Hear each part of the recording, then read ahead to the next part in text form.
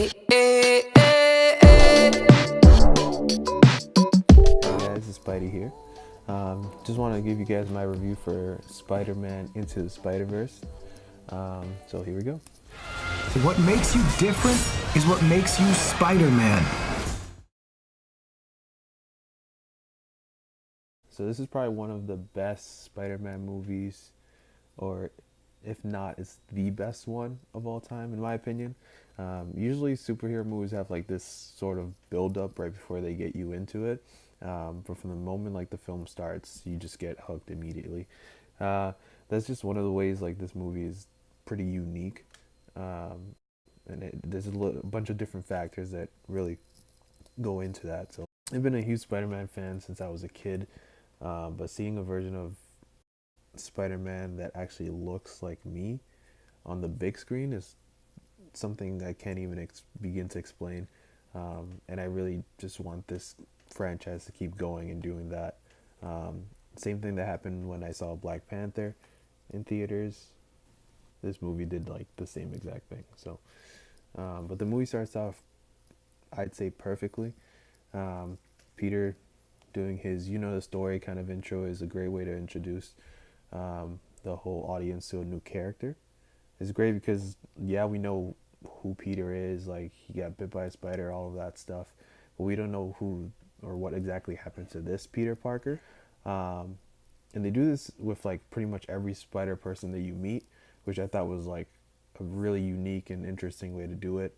But like I said, you know how people become Spider-Man and all that, but each of them has like a different way or a different style to them. But let's get to the main star, Miles.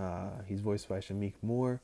The thing that sold me on Miles to begin with was how they really dive into his dual nationality.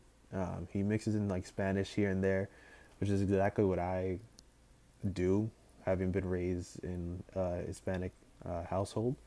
I do the same exact thing as him, so they do a good job of showing that, in not only in his like day-to-day life, but also with his family, his home as well. As Miles' mother, she mixes in Spanish phrases when talking to both Miles and the father. She uses terms like "que te pasa" or "este nene me tiene loco." Those are both phrases that you definitely hear in a Hispanic household very often, so they pretty much nailed that. Miles is also a really likable character right away. He has this kind of swagger to him that you don't really see even like before he gets bitten.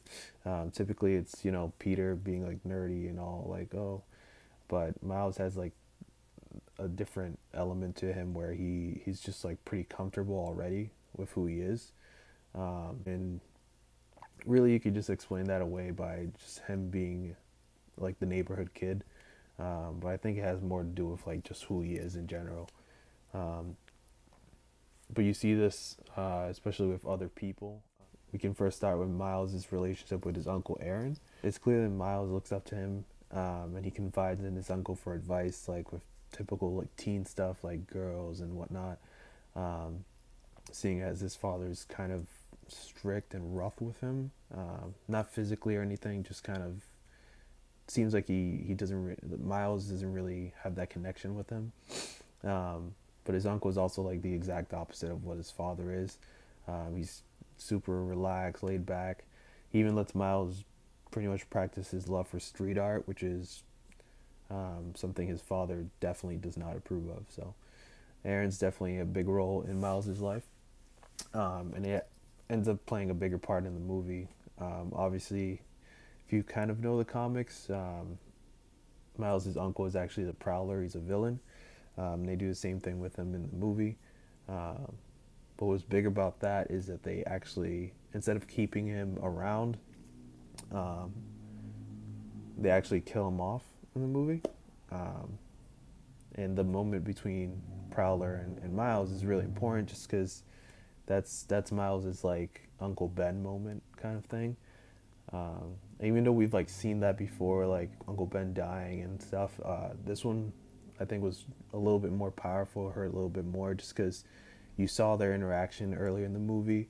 You saw how much they care for each other, and seeing Miles like lose him, he really felt like, oh, this is all on me. I can't believe like the one person I really confide in is really gone. So his relationship with like Gwen Stacy and all the other Spider people make this movie so much better. At first, when I saw the trailer, I wasn't really sure how they would all mix together, but whether it's like the humor, the advice, the different animation styles they use for each one of them, it really pushes like that idea of that anybody really can be Spider-Man. Doesn't matter like how different you are, and that's like the tagline, I guess, of the movie. So, but instead of just being a tagline, they actually, hammer down that point. All of their chemistry really meshed together really well. I didn't know how it would work, like I said before, because they're such different Spider people. But it worked off really well in my opinion. Especially his relationship with Peter. I think his relationship with Peter worked very well. They could have easily made it like so that Miles had to pick up like a down, grumpy Peter. Like they could have spent like a huge portion of the movie just like trying to get Miles to get Peter to do something. But instead they took that opportunity. So they pretty much go all in on the humor and make Peter and Miles' first real like training session really matter and pay off, and made it way more fun. Aside from that, I think Lord and Miller stated that they wanted to feel like you stepped into a comic book, and that's literally exactly what it feels like when you're watching the movie. At first with like the pure style and colors, but like once Miles gets his powers, you see all like the text bubbles start popping up and everything. And I thought that was just a great decision to do that. Not only to like bring back the point that it makes it look like a comic book, but also it wasn't like overused at any point. It was just like sprinkled in throughout the movie, and I thought it was like done to a perfect degree. Different moments, like when he first gets his powers and you hear the thought bubble, instead of not only hearing what he's thinking, you see like the bubbles everywhere, and it was pretty cool to watch. Besides like it being like a pleasure to look at, it was also really nice to listen to. For example, like when the Prowler shows up, his music is like super intense and menacing.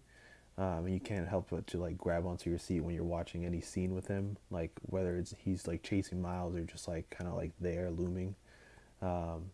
His music was like very well done, specifically his. But also like the soundtrack in the movie is like amazing.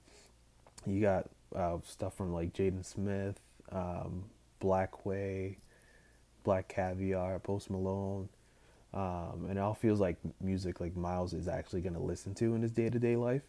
And we see this when he's like supposed to be getting ready for school, but he's like doodling, jamming out to like Sunflower, which like I don't even blame him for.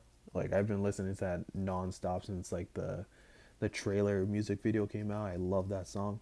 And also when What's Up Danger comes on, when Miles finally like realizes like what he has to do when he gets his suit and everything, it's just like a great sequence, like with the mixture of the music and like the visuals. It's perfect. One of the greatest like superhero like figures out what he has to do kind of moments.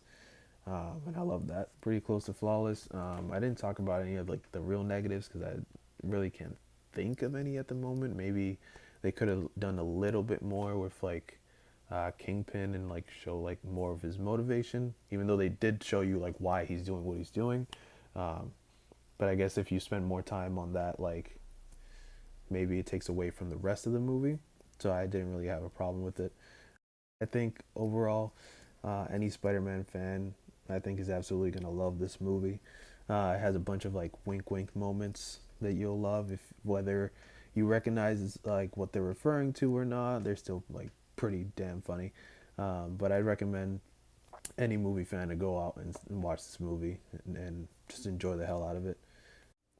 That Stan Lee cameo is pretty beautiful.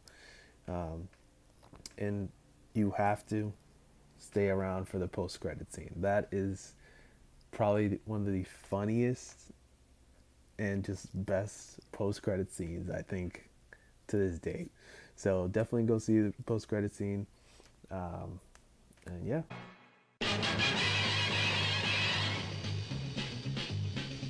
Spider-Man, Spider-Man, does whatever a spider can. Spins a web any size, catches thieves just like flies. Look out!